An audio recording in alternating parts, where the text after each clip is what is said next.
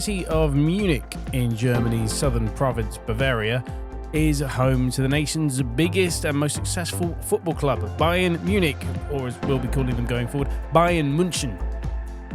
But like many great footballing cities across Europe, Liverpool, Manchester, Madrid, Barcelona, Milan and Turin, Munich is more than just a one-club city, even if it's sometimes very easy to forget that.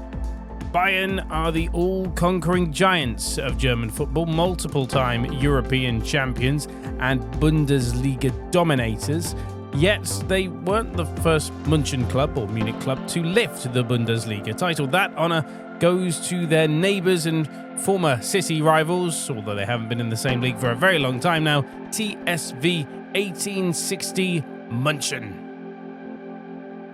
Known as Die Löwen, or the Lions, 1860 were once the pride of the city of Munich, but today their roar has faded. The club has endured a dramatic fall from grace, sliding from Bundesliga title contenders to the semi-professional ranks of German football. Currently, they languish in the Die Liga, the third tier of German football, and have struggled to escape since their relegation from the Zweite Bundesliga in the 2016-2017 season. That's nearly a decade spent outside the top two divisions of German football. So how did a club that once ruled the city lose everything?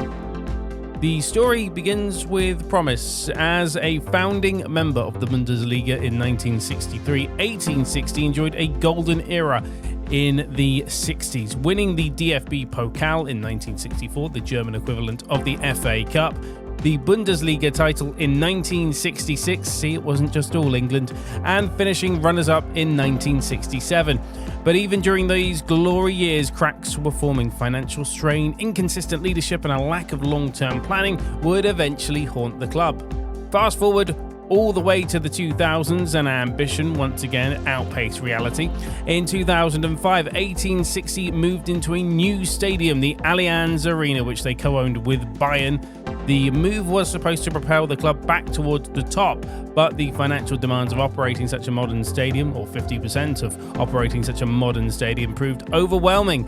By 2006, mounting debts forced 1860 to sell their share of the Allianz Arena to Bayern, a decision that brought short-term relief.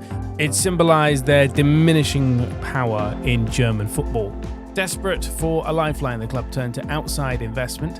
In 2011, Jordanian businessman Hassan Ismaik purchased a majority stake in the club, injecting fresh capital and bold promises of returning to Germany's top flight. But Germany's 50+1 rule, which limits outside control, meant that Ismaik could not fully steer the club despite his investment. Tensions soon grew between investor and club's traditional board members, creating a tug-of-war that stalled progress.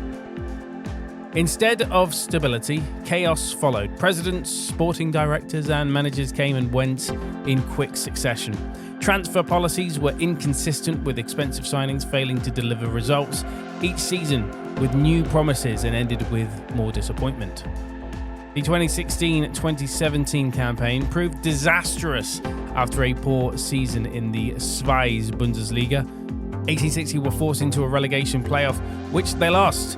Relegation to the Die Liga was painful enough, but worse was to come, as Ismaik refused to pay the licensing fees required to compete in the third tier of German football, forcing the club into an additional administrative relegation into the regional Liga Bayern. That's the fourth tier of German football.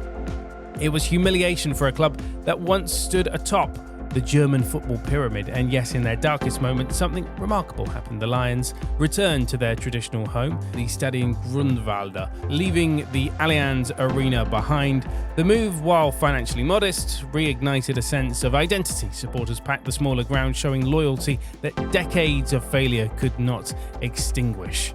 Since then, 1860 have clawed their way back into the Die Liga, but the road back to the top remains long and uncertain. Financial stability is still fragile, ownership tensions persist, and promotion back to the Bundesliga feels like a distant dream. But the passion of the fan base endures, crowds remain strong, chants still echo across the Grunewalder, and the belief that the Lions will one day roar again refuses to die.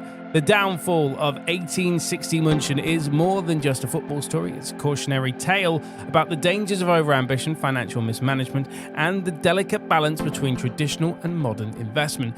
They were once the kings of München, but today they simply fight for survival. But in football, as long as the supporters keep the faith, the possibility of redemption never truly goes away.